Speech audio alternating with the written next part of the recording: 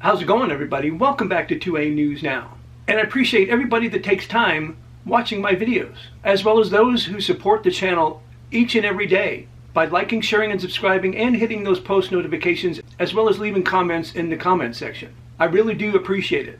Just real quick, I haven't seen snow in over 20 years when I took a trip with my family to Arkansas, and today we woke up to this.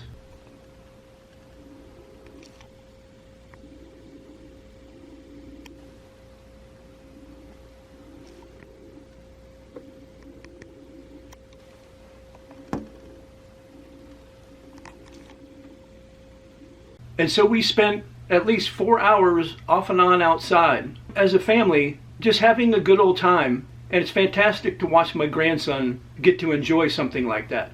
And I hope those that got snow were able to enjoy it as well. All right, let's get on with today's video. We all know that Joe Biden most likely has dementia, and he's most likely not pulling the strings and making the decisions. And we all know lately there's been a lot of crazy things going on. Just to name a few, the day after the fire started in California, he gave $500 million not to the people affected in California, but that money went to Ukraine. I don't know how he was able to do it. He made it so there couldn't be any drilling done in the Gulf of Mexico. But Donald Trump brilliantly said, once he takes office, he wants to change the name of the Gulf of Mexico to Gulf of America. And if you think about it, Biden made it so there can't be any more drilling in the Gulf of Mexico, but it doesn't say anything about drilling in the Gulf of America. And he gave the Medal of Freedom to Hillary Clinton and George Soros, two of the biggest pieces of crap there are in the United States.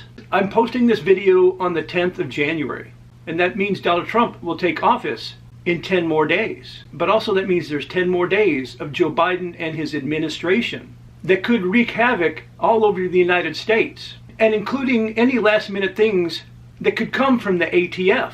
So some Republican senators decided they would send a letter to outgoing ATF Director Steven Dettelbach, because guess what? He's still the ATF Director. His resignation doesn't take effect until the 18th.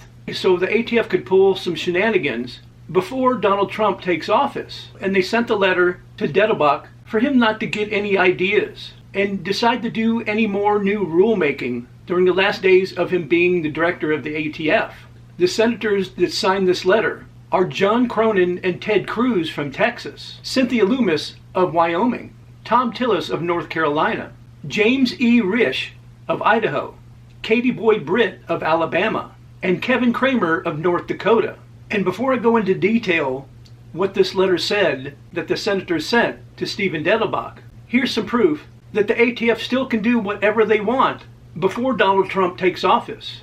It's been reported by Gun Owners of America and others that the ATF says that even though there's been a court ruling against this, that all braced firearms, they are still considering them SBRs. How can this be? And that's just probably the starting of what they're going to do in the next 10 days. So this letter to Steven Dettelbach said, demanding that the ATF suspend and refrain from issuing any further rulemaking, we write to strongly encourage the ATF to firmly commit to and focus on preparing for the transition of the incoming administration of President-elect Donald J. Trump.